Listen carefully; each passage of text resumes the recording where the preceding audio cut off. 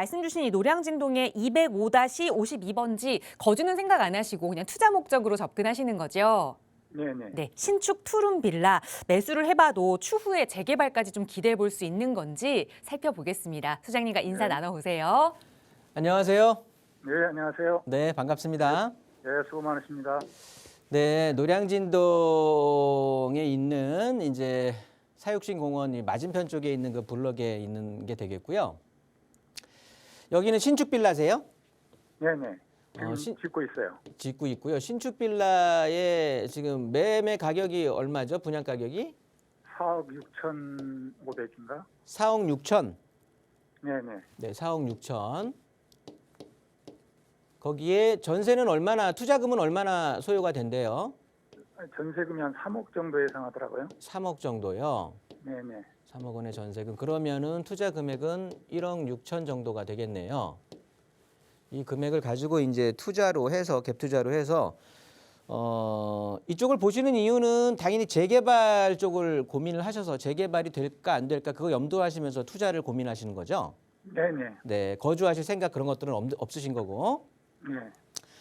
보면 노량진이 전체적인 입지는 굉장히 좋습니다. 보시면 이 노량진 자체가 어떻게 보면은 지도를 좀 크게 확산하면 위쪽이 이제 용산 쪽이 되겠고요.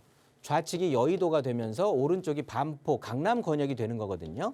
네네. 요 사이에 어떤 트라이앵글 안에 이렇게 딱 들어가 있는 지역이고 주택지라고 해서 이 노량진이라든가 흑성 뉴타운 이런 쪽들이 이제 상당히 각광을 받고 하는데, 자 보시면 시청자님 기준으로 해서 우리가 보고 있는 집 기준으로 좌측으로 보면 여기가 이제 노량진 뉴타운이에요.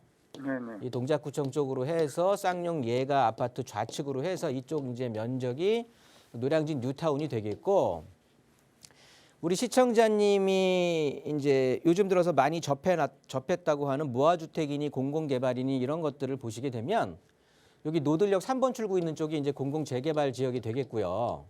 네. TV 보고 계시나요? 네네. 보고 네, 있습니다. 네. 여기 쌍용 예가 옆쪽으로 하는 이쪽이 이제 모아타운 3차 지정이 된 곳이거든요. 네네. 이런 쪽들은 특징이 뭐냐면 주택가예요, 주택가. 대부분이 주택으로 이루어져 있는 주택가가 되는 건데, 네네. 지금 시청자님이 보고 계신 이 노량진동에 있는 여기 205-52번지 이 블럭 같은 경우에는요, 상가가 상업시설이 굉장히 골목골목 깊숙이 많이 들어와 있어요. 네네. 현장 임장 활동 하셨을 텐데, 그러다 보니까 뭐냐면 제가 예를 들어드리면 한남 뉴타운 있잖아요. 네네. 한남 뉴타운이 됐든 한남 뉴타운의 1구역이 되겠죠. 그다음에 이태원동 일부 뭐 저기 합정 유도정비구역이라고 또 있습니다. 합정역 인근에 이런 데들을 보면은요, 이 상업시설 상권이 계속해서 홍대 상권이 확장되면서 이태원 상권이 확장되면서 이렇게 상권이 계속해서 확장되고 상업시설이 골목골목 깊숙이 발을 내리다 보니까 구역이 해제가 돼 버렸어요. 아, 네. 그래서 다시금 다시 재추진하는 것, 그러니까 경험이 굉장히 그런 것들이 재추진도 또 했다가 또 무산되고 이런 경우들이 굉장히 많거든요. 그런데 우리 시청자님이 지금 보고 계시는 이 블록 자체도 주변에 아주 상업시설들이 촘촘하게 이렇게 골목골목 들어와 있습니다. 네네. 뭐 고시원이 됐든 뭐 굉장히 좀 많이 있는데, 그런 것들을 보게 된다라고 하면 이 지역도 예전에 개발을 그 노량진 뉴타운 할 때 그 당시 재개발로 하냐 마냐 말들이 굉장히 많았는데 호응이 그렇게 좋지 못했던 지역이에요. 네. 그래서 뉴타운 자체가 진행이 안 됐었던 지역이거든요. 그러다 보니까 제가 보기에는 이 뒤에서 조용히 진행되는 곳들이 이 투자 금액이라면 1억 6천이라면 실제 지금 주민 설명회도 했고, 그다음에 동의서 진구도 지금 시작을 하고 있는 곳들도 이 금액, 오히려 이 금액보다 싼 금액으로 더 들어갈 수 있는 곳들도 있어요. 네네. 입지는 여기에 뭐 밀리지도 않으면서 그런 곳들을 오히려 선택하시는 게 좋을 것 같고요. 일예로 보면 여기가 지금 매매가 4억 6천짜리가 방 2개짜리라고 하신 거잖아요. 네네. 여기 건영 아파트라고 있어요. 상도동에 건영 아파트라고 있거든요. 네네. 이게 한 1,400세대 정도가 나옵니다. 근데 얘네들 방 2개짜리가 매매 가격이 5억 3, 4천이에요. 네. 그렇게 되면서 거기에 전세 금액이 3억이 들어가 있는 거죠. 그러면 금액은 조금 뭐 2억 3천, 2억 3, 4천 투자가 되는데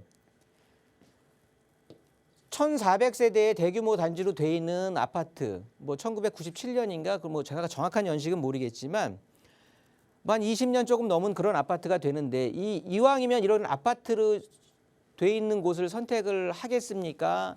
새로 언제 될지 모르는 아직 아무 진행도 안 되고 있는 이 재개발을 염두에 두고 이쪽에다가 투자를 하는 사람들이 많을까요?